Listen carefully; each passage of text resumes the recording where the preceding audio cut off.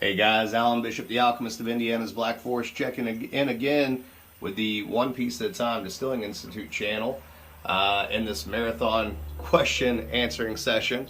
Mostly because I've got some time sitting here in front of the still today, and I had a number of questions that have come in that I have not had a chance to respond to. So as always, reach out to me, bishopshomegrown@gmail.com. Any of my social media, the YouTube comments below, or check out thealchemistcabinet.com for all of our links to our other shows, our other projects, and various merchandise, including the Stave and Bean / One Piece at a Time / If You Have Ghosts, You Have Everything crossover coffee editions that were aged in unique barrels that I use for production of a Applewood smoked malted corn whiskey, which then had Brazilian coffee beans aged in it prior to roasting, and then a fortified blackberry wine, basically a blackberry port that then had Ethiopian goji beans aged in it before roasting. You can buy those only from thealchemistcabinet.com or from Stave and Bean Coffee Company, which they do have a website. I think it's staveandbean.com. Anyways, so answering a viewer question here today.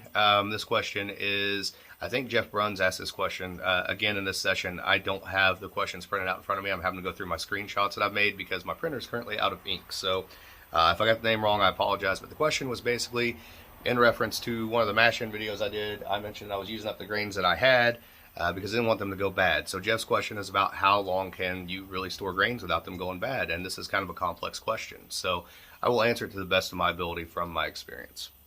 I always say that you don't really want to grind your grain until you're ready to use it, because grain is just like an apple or a fruit. The minute that you cut that grain, it starts to oxidize and starts to go bad on you.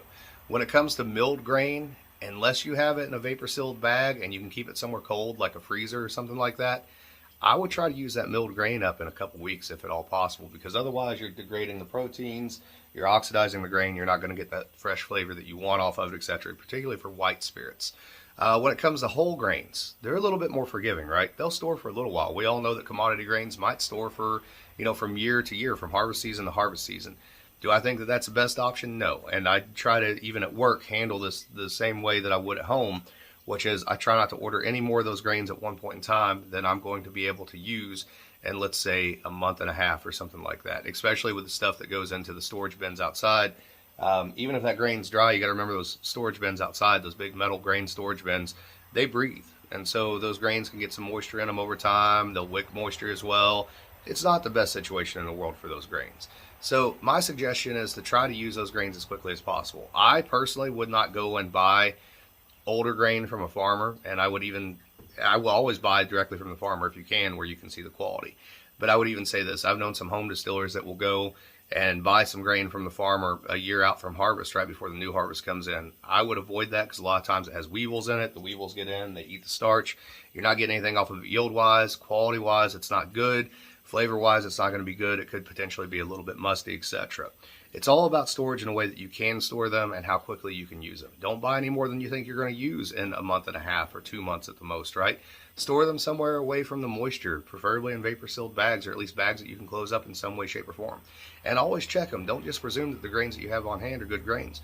Pick them up, look at them, smell them, see if they smell musty, right? See if something smells off about them. Look for weevils, look for bugs, look for things like that have moved in, mold, etc. Right? A lot of this is just observational stuff to keep the quality of your distillate up based on the raw material that you had. That distillate can never be any better than that raw material that you had. One thing that people don't do quite often is they don't actually sample their grains, right? How do you know it's good quality if you're not sampling it? So with malt, for example, it might be a little tough, but you can certainly chew up some malt and see if it's still good quality, so what kind of flavor it has to it. With corn, a lot of times, especially if it's a new corn I'm not used to working with, a different color corn, or even a yellow corn, if I think it's maybe questionable, and by questionable I don't mean that there's weevils in it, I would not use it regardless if I see weevils in it, but I might make some grits out of it or some cornbread out of it and go, oh, okay, yeah, well, this is still on the marker, maybe it's a little bit off, something of that nature, right? You got to be able to sample those raw materials, because that distillate is only ever going to be as good as those raw materials. Hope that makes sense to you guys. I am here today still distilling the apple brandy Palinka on the little 3-gallon doubling still that we put together of various different pieces and parts. And it is distilling extremely well. For those of you who followed that Palinka mash-in as well as the stripping run on the Dr. Gratis still, there's the Dr. Gratis back there in the background. Here's what I got going today. So these were, I think I had 5 bushels of McIntosh apples that I got a hold of, and I ran those in a fruit mash. So what I did is I cored all the apples, I cut them up into wedges, covered them with water, let them ferment of their own accord. Actually, I think I might have used some Fleischmann's bread yeast on that, and maybe some yeast logs on some of them. I can't remember exactly, but I've never single varietal McIntosh. I didn't know how it would do, and I am very pleasantly surprised. This is very representative of that apple in general. A little try of it here. It's got a little earthy funk to it, and that's from where we actually ran those apples, the whole of the apple, in that Dr. Gratis still. So we're able to extract all the alcohol from within the apple itself, including the skin, which has a lot of tannin in it. This is going to make a very complex apple brandy. It smells like, if you guys are familiar with walking into, say, an orchard store, like here in southern Indiana, we've got Apple Acres, or if you go down to Cognac County, Tennessee, you've got, and now the name of it slips my mind. Anyways, orchard down there with an awesome restaurant, by the way, if you're ever down there. I wish I could think of the name of it. Carver's. You walk into their apple store, that's what this distillery smells like right now. So super excited to get this off here. Don't know if I'm going to keep it as a white spirit, or I might throw some unique oak on it. I do have some of those peach bitter staves from a bourbon barrel that had some peach bitters stored in it and then some coffee stored in it.